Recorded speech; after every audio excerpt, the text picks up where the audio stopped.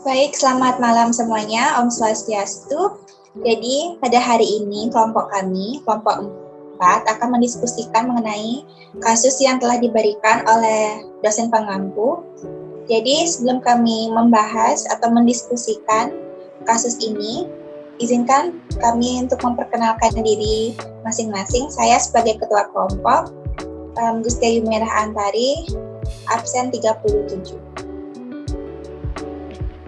Saya Niputu Listia Srimas Utami dengan absen 31 sebagai sekretaris. Saya Nikoma Manisari, absen 32. Saya Gede Marta Wijayasa dengan nomor absen 33. Saya Kadek Megi Sri Astuti dengan absen 34. Saya Ketut Merin Rayani dengan absen 35. Saya Yulumi Prameswari dengan nomor absen 36. Saya Nikoma Murniasi dengan nomor absen 38. Saya Nino Putri Maharani Putri, absen 39. Saya Ibu Nathan Natal Pradiva, absen 40. Baik, jadi kasus ini akan dibacakan oleh Sekretaris Kelompok 4, yaitu Listia Utami. Dimohon untuk Listia membacakan kasus yang terkait. Baik, untuk kasusnya, pasien Nyonya X, seorang wanita usia 35 tahun datang ke rumah sakit ibu dan anak dengan keluhan lemas, pusing kepala sejak tengah malam. Pasien sebelumnya selalu rutin kontrol ke dokter SPOG dan ini merupakan kehamilan yang pertama dengan usia kandungan 6 bulan. Detak jantung normal, berat badan bayi dan ibu normal. Riwayat hipertensi ada dengan tekanan darah 150/90 mmHg, nadi 83 kali per menit, RR 20 kali per menit, dan suhu 36,5 derajat Celcius. Untuk pertanyaan pertama, menurut Anda, apakah yang dialami oleh Nyonya X? Baik, jadi berdasarkan persoalan yang pertama, menurut kalian gejala apakah yang dialami oleh Nyonya X? Karena ada dua hipotesa. Yang pertama itu hipertensi tahap pertama, dan itu aliran darah yang berusaha mengimbangi sirkulasi darah yang meningkat seiring dengan pertumbuhan janin. Ada yang ingin berpendapat? Baik, dipersilakan untuk Manik menyampaikan pendapatnya. Menurut saya, Nyonya X mengalami hipertensi tahap 1. Baik, terima kasih. Adakah yang ingin berpendapat lagi? Baik, dimohon untuk Megi menyampaikan pendapatnya.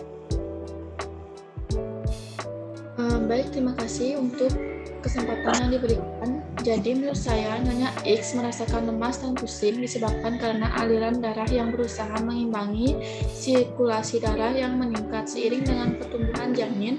Menurut saya, Nyonya X tidak mengalami hipertensi karena TTV-nya normal dan Nyonya X merasa lemas pusing dikarenakan pertumbuhan janin. Baik, terima kasih untuk pendapat dari Megi. Apakah ada yang ingin menanggapi dari pendapat Manik ataupun dari pendapat dari Megi? Adakah yang ingin menanggapi? Dipersilahkan untuk Mimi menyampaikan pendapatnya. Baik, terima kasih. Saya sangat setuju dengan pendapat dari Manik karena pada kasus yang dibacakan oleh Listia bahwa Nyonya X mempunyai riwayat hipertensi. Terima kasih untuk Mimi pendapatnya. Adakah yang ingin berpendapat lagi? Tidak, saya setuju dengan pendapat Manik dan Mimi. Apakah yang lain setuju dengan pendapat dari Manik dan Mimi? Jika setuju, dimohon untuk raise hand. Dan jika tidak ada pendapat lain, untuk menyampaikan pendapat.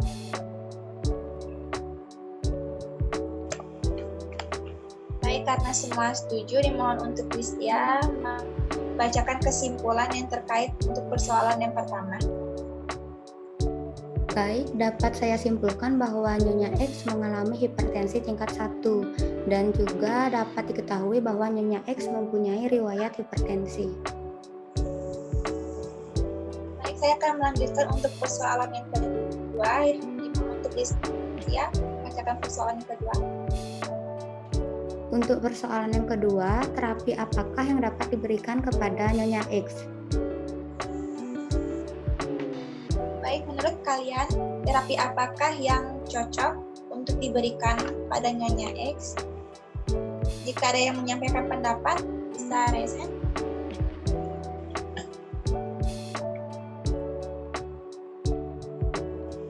Dimohon untuk Mary menyampaikan pendapatnya. Baik, terima kasih atas kesempatannya. Jadi menurut saya terapi yang bisa digunakan untuk Nyonya X yang mengalami hipertensi di kondisi kehamilan 6 bulan yaitu Methyldopa yang dikarenakan sangat direkomendasikan sebagai obat antihipertensi pada kehamilan. Baik, terima kasih atas tanggapannya. Jadi apa yang dikatakan oleh Mary itu benar.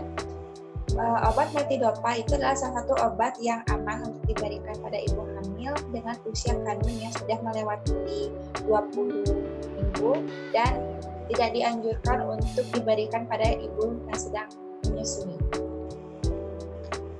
Baik, adakah yang ingin menanggapi lagi atau berpendapat tentang persoalan nomor 2 yang kedua ini? Dimohon untuk Marta menyampaikan pendapatnya. Baik, terima kasih atas waktu yang diberikan. Saya ingin berpendapat bahwa saya sangat setuju dengan pendapat dari Mary. Kita dapat memberikan Methyldopa pada Nyonya X. Selain itu, yang saya tahu kita juga bisa memberikan Nifedipin yang dikarenakan kandungan Nifedipin aman untuk ibu yang sedang mengandung. Baik, terima kasih untuk pendapat dari Marta. Apakah ada yang ingin menambahkan? Dipersilahkan untuk Mani. Saya sangat setuju dengan apa yang dikatakan oleh Marta. Selain Methyldopa, Nifedipin juga bisa diberikan untuk nyonya. Tapi Nifedipin hanya bisa diberikan untuk ibu hamil yang sudah melewati 20 minggu usia kehamilan dan tidak dianjurkan untuk ibu menyusui. Nifedipin tidak semuanya aman karena juga dapat meningkatkan risiko kejadian yang tidak diinginkan. Terima kasih untuk pendapat dari Manik. Dan apa yang dikatakan oleh Marta dan Manik itu benar. Methyldopa, Nifedipin juga bisa diberikan pada ibu hamil yang memiliki hipertensi. Dan adakah yang ingin menanggapi lagi terkait kasus nomor 2? Dipersilakan untuk Maggie.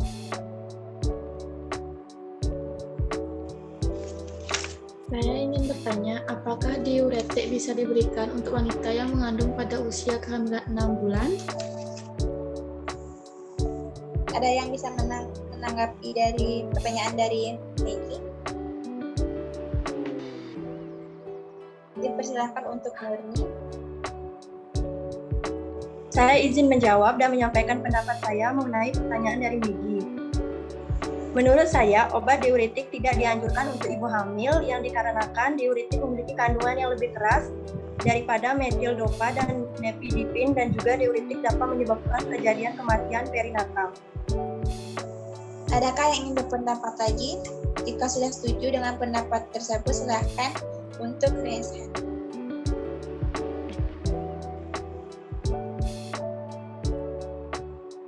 Baik, karena semua setuju, dimohon untuk Listia menyampaikan kesimpulan terkait persoalan nomor 2. Jadi dapat disimpulkan bahwa terapi yang dapat diberikan untuk Nyonya X yaitu Methyldopa dan Nifedipin, yang dikarenakan obat tersebut memiliki kontraindikasi yang sedikit, jadi aman untuk ibu yang mengandung dengan usia kehamilan 6 bulan.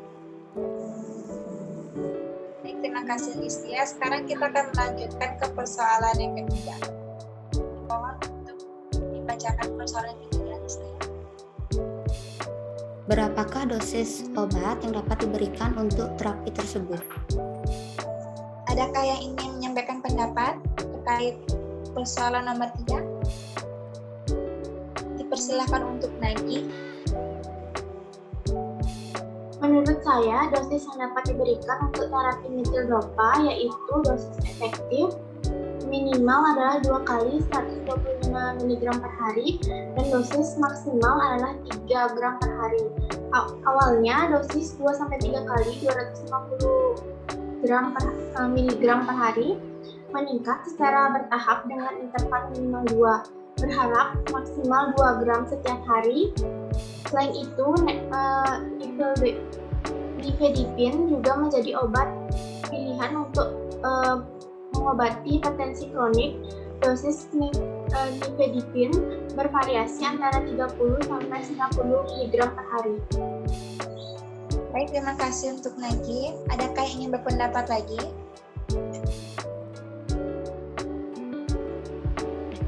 Jika tidak ada, dimohon untuk Listia menyampaikan kesimpulannya.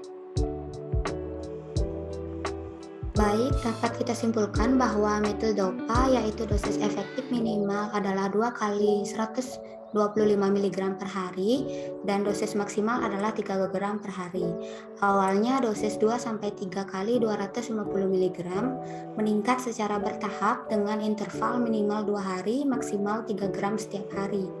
Untuk usia tua 2 kali 125 mg dan meningkat secara bertahap maksimal 2 gram setiap hari. Selain itu, nifedipin juga menjadi obat pilihan untuk mengobati hipertensi kronik. Dosis nifedipin bervariasi antara 30-90 mg per hari.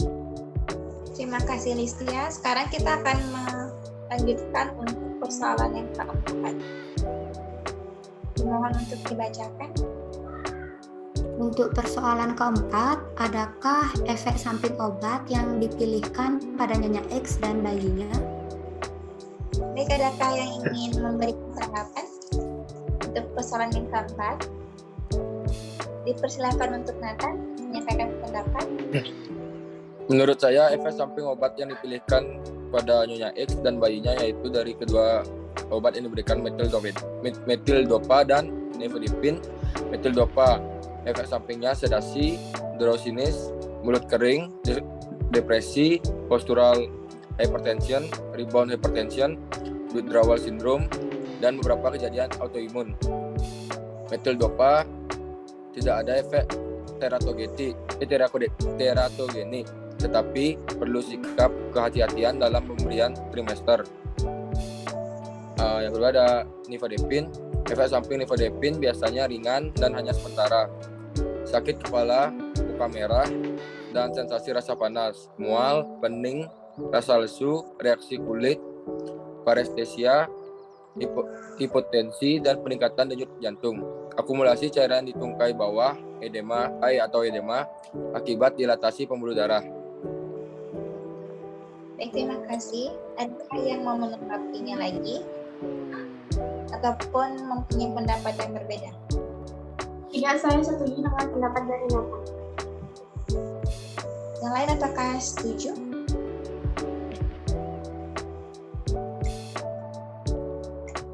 Setuju. Baik, jika semuanya setuju dengan pendapat dari Nathan, dimohon untuk Listia membacakan kesimpulannya.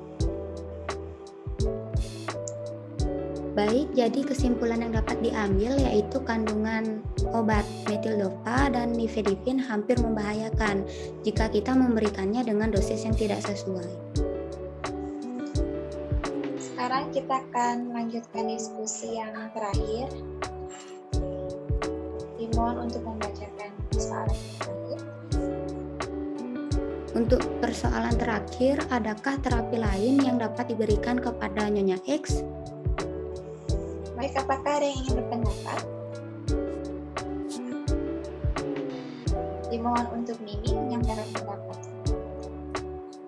Baik, terima kasih. Jadi menurut saya, terapi lain yang dapat diberikan yaitu terapi non-farmakologi berupa modifikasi gaya hidup meliputi pola diet, aktivitas fisik, larangan merokok, dan pembatasan konsumsi alkohol. Terapi farmakologis dapat diberikan antihipertensi, tunggal maupun kombinasi. Pemilihan obat antihipertensi dapat didasari ada tidaknya kondisi khusus seperti komorbid maupun komplikasi. Baik, terima kasih untuk ini. Adakah yang ingin memberikan pendapat yang lain? Tidak, saya setuju dengan pendapat ini. Saya juga setuju dari pendapat yang disampaikan oleh Mimi. Baik, jika tidak ada yang ingin berpendapat, mohon Listia untuk membacakan kesimpulan dari persoalan terakhir. Baik, jadi kesimpulannya, terapi lain yang bisa kita berikan selain obat-obatan di atas, kita dapat menganjurkan Nyonya X untuk lebih menerapkan pola hidup sehat. Karena itu kunci utama dari segala suatu penyakit. Jika kita membiasakan menjalani pola hidup sehat, maka segala penyakit tidak akan bisa menguasai tubuh kita secara langsung. Dan juga menjalankan pola hidup sehat, kita bisa meningkatkan sistem imun dalam tubuh kita. Jadi, sudah semua persoalan kita diskusikan. Sebelum saya tutup diskusinya, apakah ada yang ingin bertanya mengenai persoalan dari pertama hingga yang terakhir? Tidak ada. Tidak ada. Jadi saya tidak ada. Baik, jika tidak ada, terima kasih atas partisipasinya dalam diskusi ini. Dan saya tutup diskusi ini dengan para